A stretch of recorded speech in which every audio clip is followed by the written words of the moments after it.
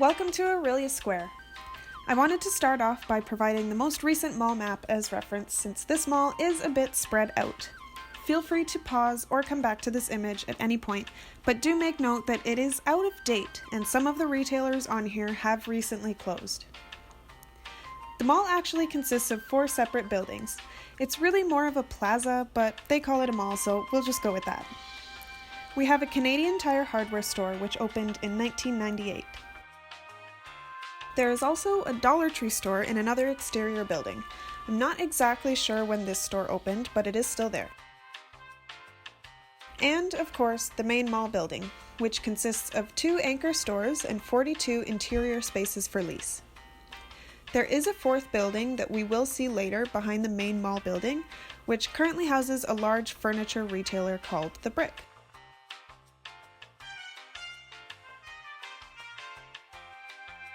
Now, I'd like to address the giant elephant in the room first.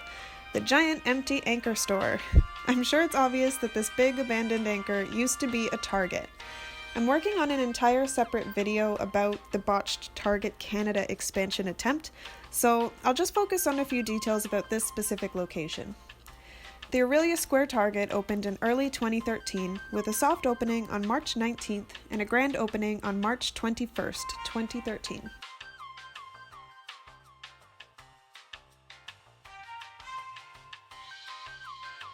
The city of Orillia was thrilled to be getting a Target store, as were Canadians in cities all over the country. Canada wanted Target and wanted it to succeed.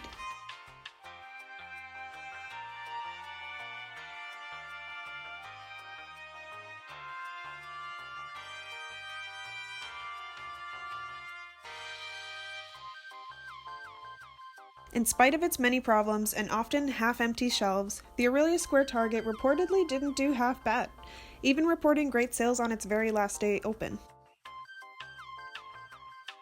Unfortunately, the communities that wanted to couldn't save Target, and this location closed alongside 5 others on the same day, March 30th, 2015.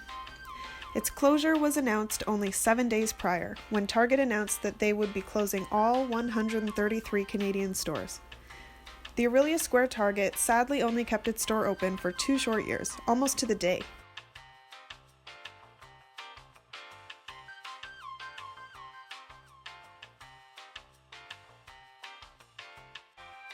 This, like many other massive Target locations, now sits vacant and decaying.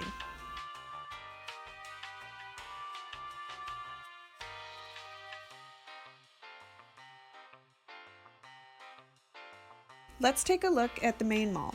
Currently sitting at about 55% occupancy if you include the anchor stores, the Orillia Square has seen numerous expansions and renovations through the years. After its opening in 1975, the mall received its first renovation in 1987 and reported having full tenant occupancy for the first time that same year. The second renovation happened in the year 2000, and after being purchased by RioCan Real Estate Investment Trust, the mall received its third and most recent expansion and renovation in 2012. So here we are in 2018.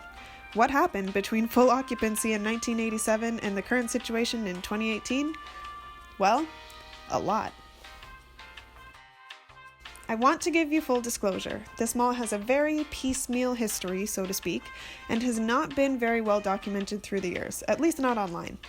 I really needed to spend twice as much time in the Orillia Library when I was there researching this mall, but I was unable to. So if I'm wrong on any dates or if any of you have any details to fill in from your own personal knowledge, please share in the comments.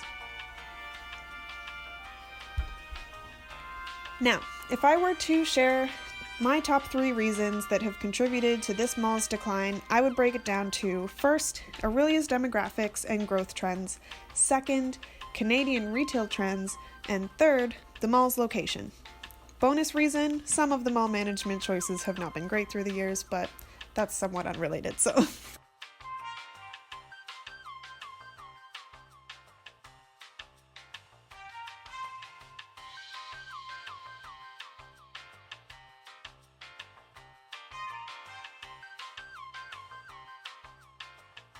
Now for the demographics. Orillia is both jokingly and lovingly known to Ontario residents as what we would call a blue hair town, meaning lots of old people live there. Nothing wrong with that. I mean, some towns are college towns, some towns are business centers, and some are retirement towns. Orillia is more of the latter. So, to give you an example of this, the median age of the population in Orillia is 45.2 years. Compare that to the median age of the nearby city of Barrie, which is 38.5, and you can begin to see how retirement-friendly Orillia is. It is likely for this reason that Orillia is also not considered to be a wealthy town. With the median income of just under $28,000, Orillia residents take home less than the average Ontarian whose median income is just over $30,000.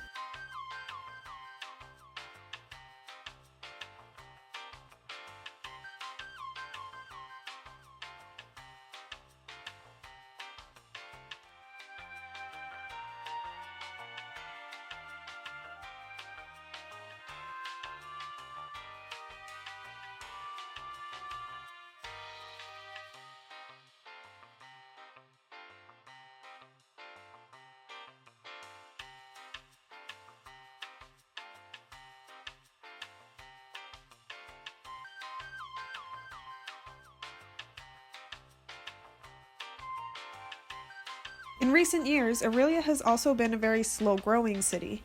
From 2006 to 2011, Orillia has only grown 1.1%. Compare that to the national average growth rate of 5.9%, and you'll see why demographics had to be my number one point, which leads me to the second reason for this mall's decline: Canadian retail trends. Now, I know this isn't surprising given that this video started with a peek into an abandoned Canadian Target store, but at the same time, over 50 new international brands entered the Canadian retail market in 2017. I mean, over 20 retailers a year have been joining the Canadian market for a few years now. So what gives, and why are some malls and retailers getting left behind? We saw several bankruptcies in 2017 too. From BCBG to American Apparel, what's the trend? Luxury. Luxury retailers continue to flourish and expand in Canada at unprecedented rates. Towns and malls like Orillia and Orillia Square Mall, who don't attract luxury retailers, and mall management retail corporations that want to work with luxury retailers, they simply can't keep up.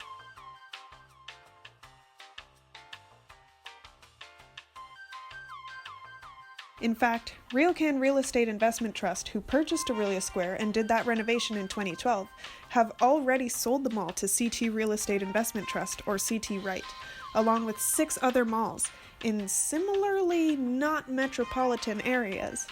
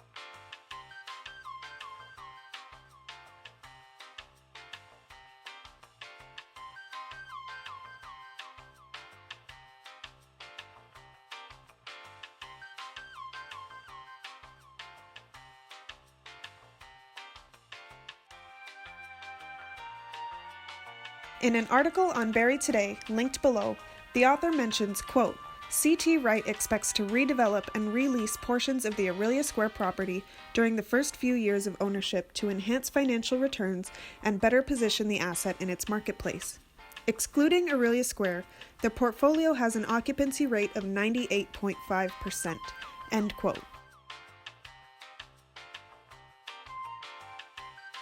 Well, it's not 100% clear what that means for Orillia Square's long-term future, and it's not great when a single property's statistics are pulled from the article to illustrate the rest of the portfolio's excellent occupancy rate, but it is good that CT REIT is going to try to put the property in a better position. That said, this mall's physical position is my third reason for its current lack of occupants.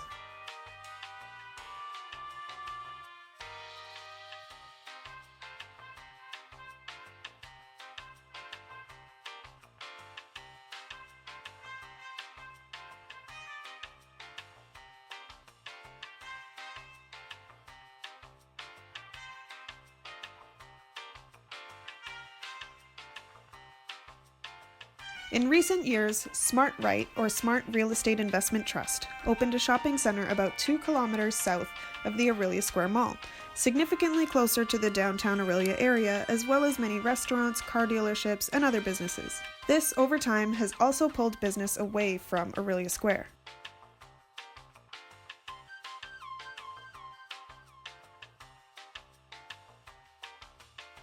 So, the future of the Orillia Square Mall rests in its ability to strategically make the best of its location, that location's demographics, and the retailers who cater to those customers. I'm really curious to see how CT Wright is going to elevate the Orillia Square, and I hope to provide a positive update to this story in the future.